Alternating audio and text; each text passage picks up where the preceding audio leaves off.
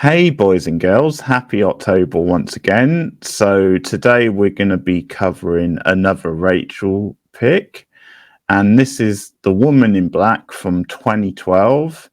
It's directed by James Watkins, who went on to direct Eden Lake, very different horror movie, and it was written by Jane Goldman, who's quite a famous UK screenwriter. She's done things such as Stardust, also been involved in the Kick-Ass movies and the Gentleman. So pretty big CV of credits.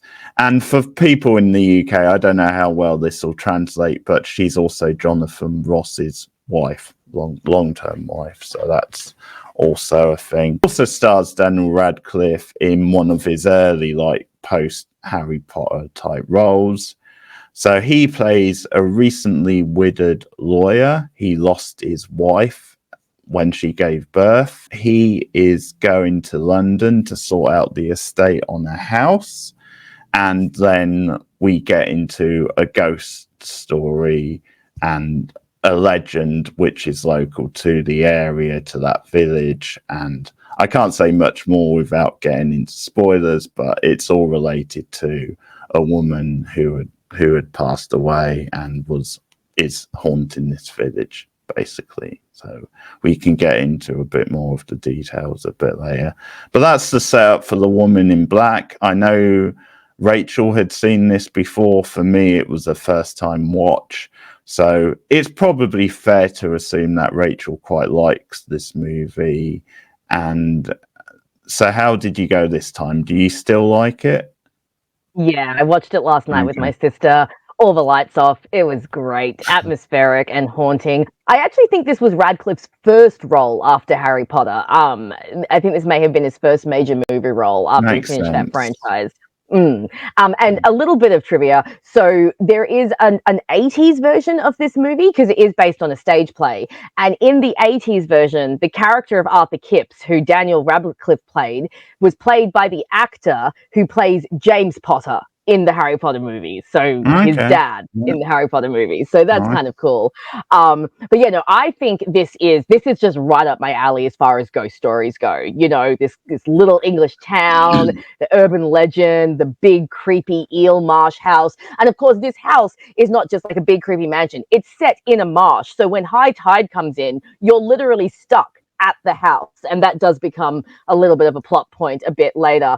I also think Radcliffe, I mean, he's already proven that he can obviously lead a movie. He led the whole Harry Potter franchise, but he was surrounded by a lot of actors in that one. I think this movie, because he's mostly by himself, he shows that he can still, I think, carry a movie even when he's not supported by lots of actors. He's obviously still a bit green, I think, in this one. Like, you can tell that he has just come out of Harry Potter, but I also think he does a decent job as playing like the grieving young widow. And, as he starts to learn the horrors of the town, I think that he does give a decent performance. And this film has Keith and I did a top 10 opening horror movie openings list about a year or so ago, and this movie's opening was on my list because it's such an eerie and effective opening. And then I think it just perfectly sets up everything that's going to come from the movie afterwards. But we'll get more into my thoughts as we get into spoilers, but we should obviously find out what Keith thought of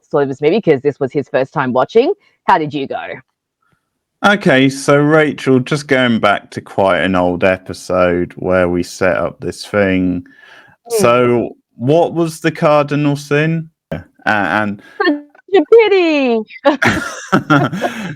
Yeah, and that's a big takeaway for me. Like, this was really tedious. It was really too slow for you. Oh, I think so, but it wasn't really that, because obviously I can enjoy slow movies, but it was like it just wasn't very engrossing to watch. I disagree about the atmosphere. I didn't think it was particularly atmospheric or haunting. I didn't think the direction was that strong. I know Eden Lake is a very different movie, but I definitely felt his direction more in that movie, and thought that movie overall was more unsettling to Radcliffe, because like, I couldn't disagree more. I think he's completely miscast in this. Like, you just you never get the sense of history. Then okay, he's you just don't think he's old enough, or you don't think, like, he just wasn't brooding enough, and I just never felt that from him. Like, I never felt, and he could probably pull it off now because he's done a lot more movies, and he's obviously developed more of a range, and I think it's to his credit that he has moved out of the Potter stuff. But, like, to me, I couldn't get around the sense, and it just felt like Harry Potter in this, like, ghost story. So I wasn't really feeling the performance. I think you needed someone who was a bit more brooding, a bit more, like, had that kind of edge to him. The opening, I would say, is one of the better scenes for me. Like, the opening was a good, like, setup scene, and was a bit, okay, we're getting into this thing. And it was quite a shocking sort of opening. And outside of that, there was one or two other moments I enjoyed. Chair scene, if that sounds right. The rocking chair scene, yes, that one was effective. That was legitimately a good sort of jump scare, and the way it was directed and the way it was built up to that was a good sort of scare scene. But overall, I just thought, and it might be partly a complaint with this genre for me, but I just thought it was a very bog standard movie, and obviously, like, bog standard is one of the worst things a film can be, because it's just like, yeah, it was a typical period drama in quite a bland way, where it was like, okay, everybody in this village has a dark secret, and I just felt the characters were just really bland, and unfortunately, it's a bit of a shame that, because it's quite a strong cast overall. Like, Janet materially, I really like. I've liked her in other things. I know Liz White, I've seen in one or two things, and Kieran Hines is normally very good, one of those type character actors. But, like, it's just, I don't know, they're just given nothing to do, and I think it's all just very one note, where there could have been a bit more variety in the characters. They all talk in this very, like, similar sort of tone, and just, like, just everything. It's just shot in the same sort of way throughout the movie. The casting of Radcliffe, but there's other stuff as well, because I think overall it just felt very bland to me, and plodding, and not very atmospheric, and that's obviously a taste thing. That's, that's not something which you can really debate too much, because obviously you felt it and I didn't. Time I ever watched this film, I mean, even the trailer, because the trailer has a really eerie, like, nursery rhyme that I really wish they'd left in the movie. It's only used in the trailer, which is really odd. And for me, what I really like about this movie is that, with the exception of one or two jump scares, because he does have a couple where I'm like, okay, that's a bit too much. Most of the sightings of her, of the woman in black, they're very subtle. They're subtle to the point that my sister actually missed them a couple of times. I was like, look, there she is. And my sister was like, where? I don't see her.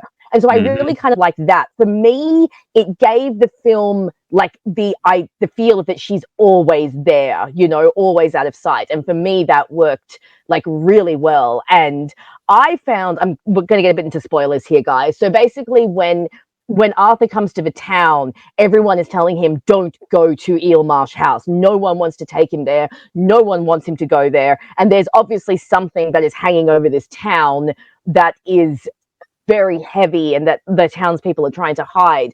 And obviously he goes and he starts seeing her. And then you find out that the legend of the woman in black is that if you see her, if you go to Eelmarsh and you physically see her, she will then come and kill a child in the village. And I actually think that is really, and the children's deaths that we do see in the movie, because we see at least 3 children die in the movie, for me was pretty intense, because I always think kids dying in horror films is pretty hardcore. Like, teenagers and adults, fine, but, like, children. And so for me, you mentioned that like the townspeople are all the same and they all talk the same. For me, that worked because they've been dealing with this horrible, tragic, like secret haunting for God knows how many years. I think it's been at least 20 years since the woman in black, since the real woman who she's based on died. And I don't know, for me, that insane terror of like not knowing if someone's going to go out to that house. We knew that someone was living in that house up until recently, so obviously a lot of children in the town have died, and we see the extreme measures that the parents have gone to protect their children. We see that one girl is like kept locked in a basement, and when we get the reveal that she takes the children, I think that sequence was done really well, where we see a few scenes that we'd already seen of the children dying, but then we see them again, but you see the woman in black standing near them. And I always thought that was like done really effectively. And for me, really hit home how she's just always there, always a presence. And so, yeah, I don't know. And I also love the house. I thought the design of the house was really cool. I thought all the imagery with like all of the old toys was really cool and really creepy. Okay. I mean, toys made in the 1800s were effed, man. That was so messed up. So I thought they had a lot of fun with that. And yeah, I really enjoy it. It just, for me, comes across as like a good that is just a lot of fun for me to watch. Didn't actually think that much to the house in this or to the setting. It just feels, and I'm not really ragging on period dramas. Like, probably in a way you're more of a period drama person than me, but I can enjoy a good period drama. But like, I think that's what I'm saying. To me, this was just every, like, in a way, like, I don't know, like period drama / ghost story of this kind. Like, it didn't really do that much to deviate. Like, it just felt very samey, and like, and I understand what you're saying about the reveals, and I understand what you're saying about like why the characters in the movie are the way they are, but I guess that doesn't matter to me, because by the time you got to the reveals, like, I was out of the movie anyway. So you weren't invested at that point. So even if it was like the best reveal ever, like, it probably wouldn't have been enough to have really pulled me back in. And I just sort of want, like, I know what you're saying about the characters, but like, I think in a way that's a reason within the movie, like, but they still have to be dramatic for me, like, and I still want a bit of variety, because I think in anything, no matter how serious it's meant to be, I think you can still have like lighter characters, or characters that are a little bit of a range of emotions, or like, I just think this movie in a way didn't really give me anything I haven't seen before. What did you think of the ending of this movie? So I'll give a little bit of context for those who haven't seen it. Again, spoilers. So Daniel Radcliffe's character and this gentleman who he's kind of become friends with, this older gentleman who doesn't believe in the town, is named Samuel. They discover who the woman in black actually was, that she was this lady who was put away into an asylum by her sister and her sister's husband. And the sister and the husband then took this woman's child and, wouldn't let her see him.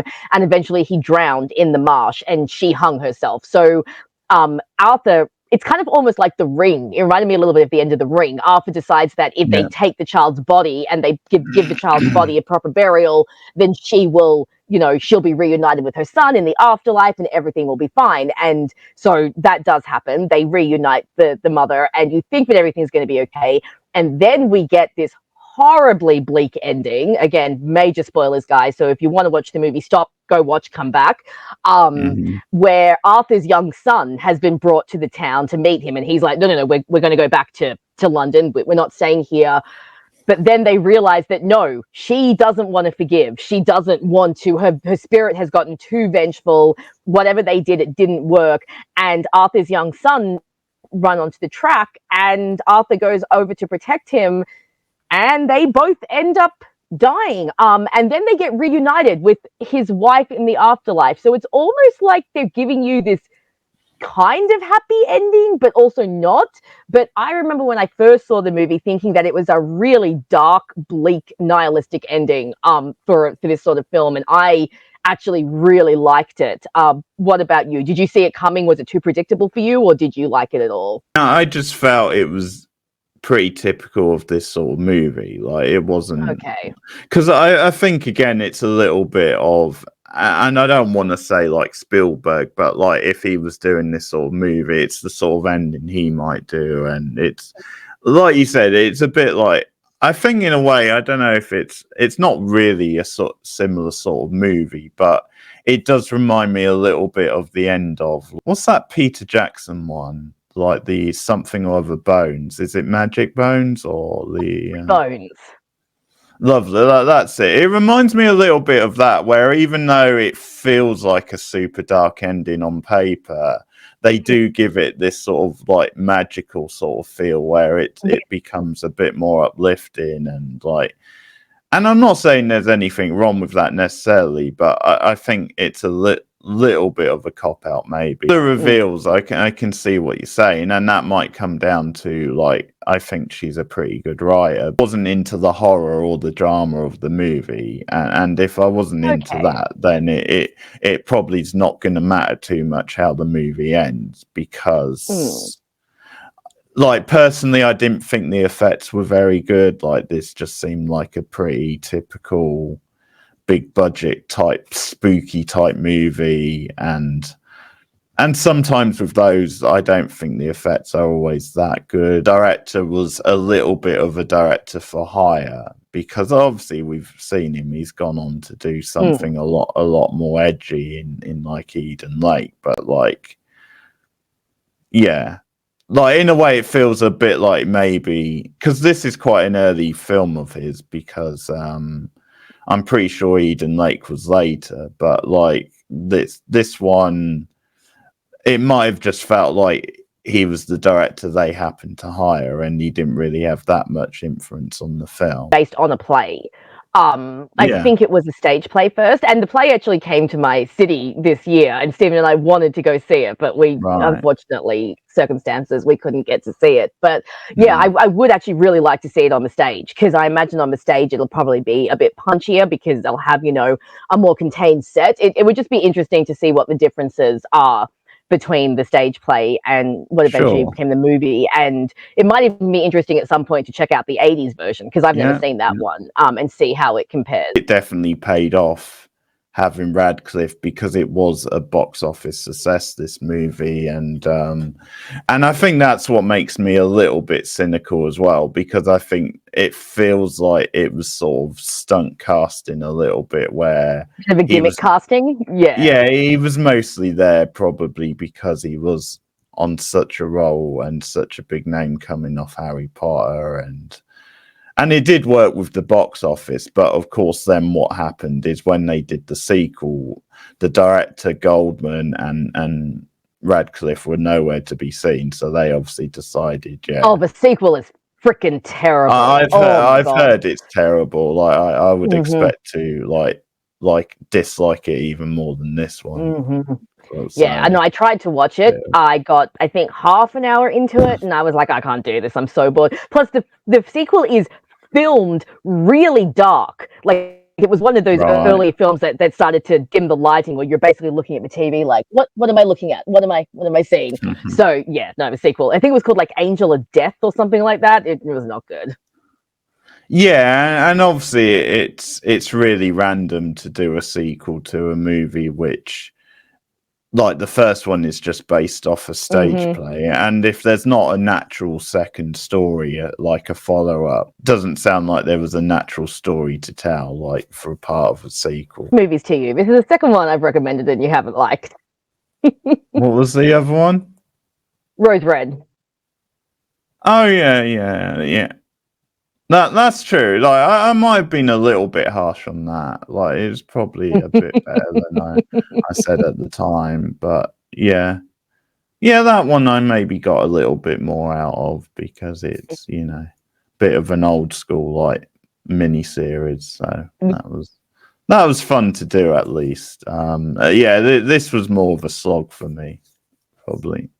Their own, I guess. Like I said, this is reminding me of the Changeling, because we were basically literally like the opposites when it came to the Changeling. So I guess that shows, obviously within every subgenre of horror, you have what you like and what you don't like, and just seem to have slightly different tastes when it comes to haunted house movies. Yeah. So hopefully one day we'll find a middle ground. I think the others might do it. But yeah, we'll see how I we was go. thinking that because I think some people take against that movie because they just feel it's a little too like mainstream and like predictable. But like, I but love that's the it. others.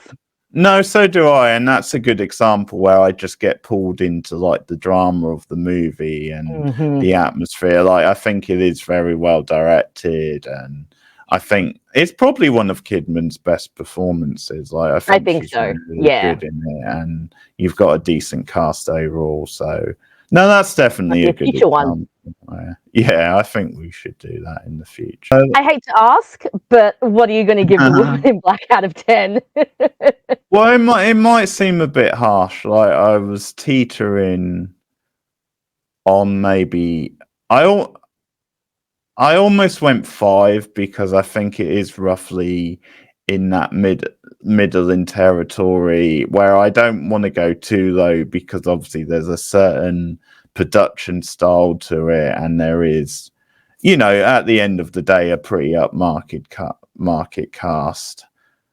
Janet Matera was frustrating because they didn't really do anything with her. Like, she was pretty just. The wife? I think. Was she playing the wife? Yeah. Yes, yeah. Well, she's won an Oscar in the past for this movie Tumbleweed, which I've never seen, Oh, but okay. I know she's I've heard won of that. No, I've never seen it. Yeah, and I've seen her in she was in one of the Jessica Jones seasons. She was in that. Okay.